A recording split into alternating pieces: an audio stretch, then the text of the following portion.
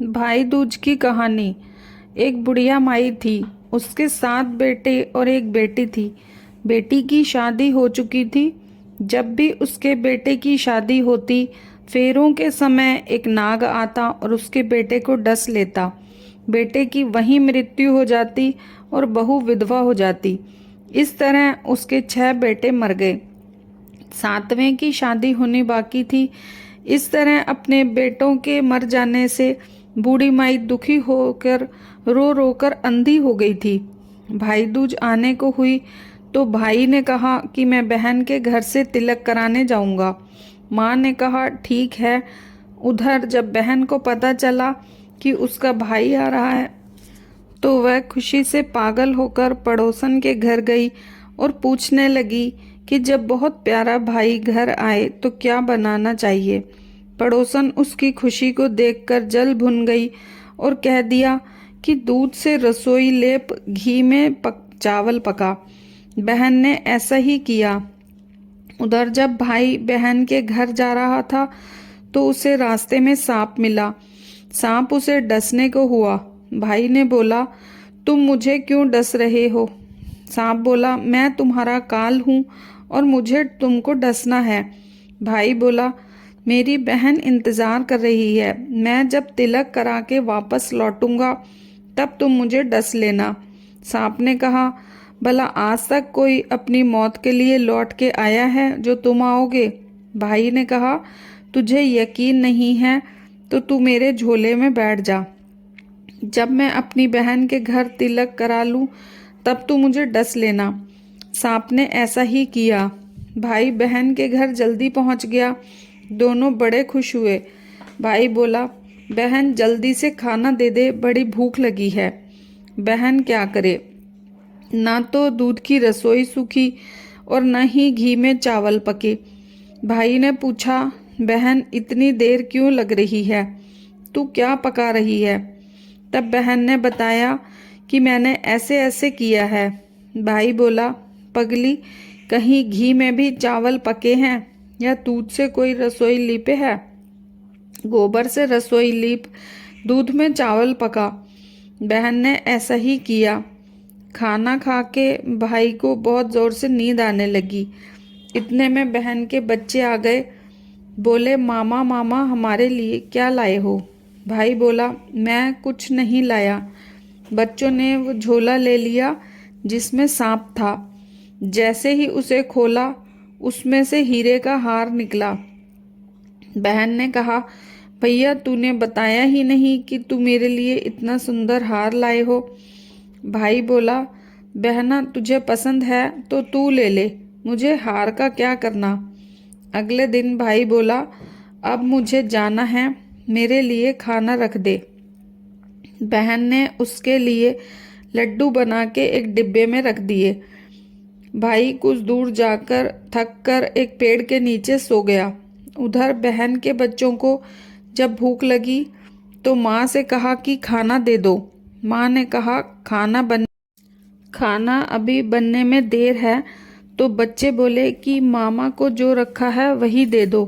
तो वह बोली कि लड्डू बनाने के लिए बाजरा पीसा था, वही बचा पड़ा है चक्की में, जाकर खा लो। बच्चों ने देखा चक्की में तो सांप की हड्डियां पड़ी हैं। यही बात आकर माँ को बताई तो वह बावरी सी हो गई, भाई के पीछे भागी। रास्ते भर लोगों से पूछती कि किसी ने मेरा गैल बटोई देखा, किसी ने मेरा बावला सा भाई देखा। तब एक ने बताया कि कोई लेटा तो है पेड़ के नीचे, देख ले वही तो नहीं। भागी भागी पेड़ के नीचे पहुंची, अपने भाई को नींद से उठाया। भैया भैया तूने लड्डू तो नहीं खाए? भाई बोला, ये ले तेरे लड्डू, नहीं खाए मैंने। ले दे के लड्डू ही तो दिए थे, उसके पीछे भी आ गई। बहन बोली, नहीं भाई तू झूठ बोल रहा है, जरूर तूने खाया है, अब तो मैं तेरे साथ चलूंगी। भाई बोला, तू नहीं मान रही तो चल। चलते चलते बहन को प्यास लगी तो वह भाई को कहती है कि मुझे पानी पीना है। भाई बोला, ये अब मैं यहाँ तेरे लिए पानी कहाँ से लाऊं? दूर देख कहीं चील उड़ रही है, चली जा वहाँ, शायद तुझे पानी मिल जाए। तब बहन वहाँ गई और पानी पीकर जब लौट रही थी तो रास्ते में देखा कि एक जगह जमीन में 6 शिलाएं गड़ी हैं और एक बिना गढ़े गड्ढे रखी हुई है। उसने बुढ़िया से पूछा कि ये शिलाएं कैसी हैं। तब उस बुढ़िया ने बताया कि एक बुढ़िया है, उसके 7 बेटे थे, 6 तो शादी के मंडप में ही मर चुके हैं, तो उनके नाम की ये शिलाएं जमीन में गड़ी हैं। अभी 7वें की शादी होनी बाकी है। जब उसकी शादी होगी तो वह भी मंडप में ही मर जाएगा, तब यह 7वीं शिला भी जमीन में गड़ जाएगी। यह सुनकर बहन समझ गई कि ये शिलाएं किसी और की नहीं बल्कि उसके भाइयों के नाम की हैं। उसने उस बुढ़िया से अपने 7वें भाई को बचाने का उपाय पूछा। बुढ़िया ने उसे बता दिया कि अपने 7वें भाई को कैसे बचा सकती है। सब जानकर वहां से अपने बाल खुले करके पागलों की तरह अपने भाई को गालियां देती हुई चली। भाई के पास आकर बोलने लगी, तू तो जलेगा, कुटेगा, मरेगा। भाई उसके व्यवहार को देखकर चौंक गया, पर उसे कुछ समझ नहीं आया। इसी तरह दोनों भाई बहन माँ के घर पहुंच गए। थोड़े समय के बाद भाई के लिए सगाई आने लगी। उसकी शादी तय हो गई। जब भाई को सेहरा पहनाने लगे तो वह बोली, इसको क्यों सेहरा बंधेगा? सेहरा तो मैं पहनूंगी, ये तो जलेगा मरेगा।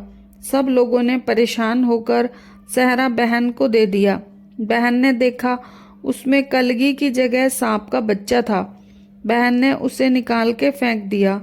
जब भाई घोड़ी चढ़ने लगा तो बहन फिर बोली, ये घोड़ी पर क्यों चढ़ेगा? घोड़ी पर तो मैं बैठूंगी, ये तो जलेगा मरेगा, इसकी लाश को चील कौवे खाएंगे। सब लोग बहुत परेशान हो गए। सबने उसे घोड़ी पर भी चढ़ने दिया। जब बारात चलने को हुई तब बहन बोली, ये क्यों दरवाजे से निकलेगा? ये तो पीछे के रास्ते से जाएगा, दरवाजे से तो मैं निकलूंगी। जब तक दरवाजे के नीचे से जा रही थी तो दरवाज़ा अचानक गिरने लगा। बहन ने एक ईंट उठाकर अपनी चुनरी में रख ली। दरवाज़ा वहीं के वहीं रुक गया। सब लोगों को बड़ा अचंभा हुआ। रास्ते में एक जगह बारात रुकी तो भाई को पीपल के पेड़ के नीचे खड़ा कर दिया। बहन कहने लगी, ये क्यों छाँव में खड़ा होगा?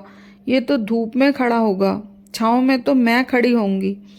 जैसे ही पेड़ के नीचे खड़ी हुई, पेड़ गिरने लगा। बहन ने एक पत्ता तोड़कर अपनी चुनरी में रख लिया।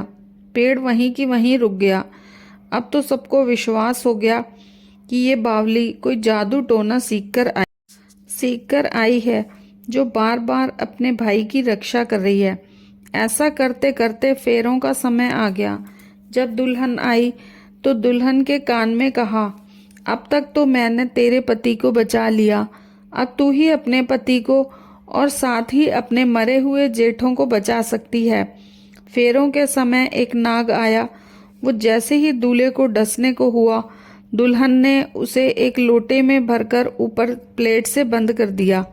थोड़ी देर बाद नागिन लहर लहर करती आई। दुल्हन से बोली, तू मेरा पति छोड़ दे। दुल्हन बोली, पहले तू मेरा पति छोड़। नागिन ने कहा, ठीक है, मैंने तेरा पति छोड़ा।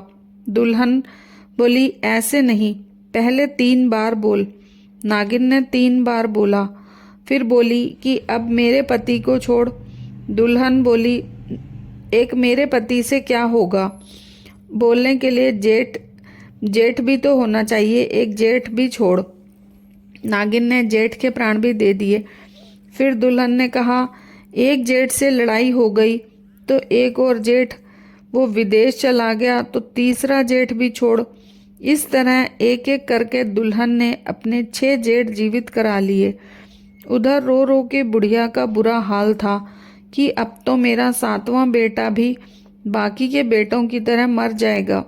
गांव वालों ने उसे बताया कि उसके 7 बेटे और बहुएं आ रही हैं।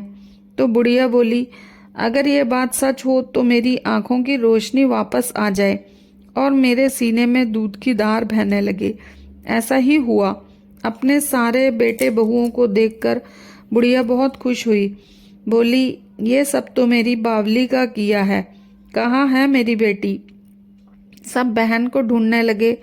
देखा तो भूसे की कोठरी में सो रही थी। जब उसे पता चला कि उसका भाई सही सलामत है तो वह अपने घर को जाने लगी। उसके पीछे पीछे सारी लक्ष्मी भी जाने लगी। बुढ़िया ने कहा कि बेटी पीछे मुड़ के देख, तू सारी लक्ष्मी ले जाएगी तो तेरे भाई भाभी क्या खाएंगे? तब बहन ने पीछे मुड़ के देखा और कहा कि जो माँ ने अपने हाथों से दिया वह मेरे साथ चल, बाकी का भाई भाभी के पास रहे। इस तरह एक बहन ने अपने भाई की रक्षा की।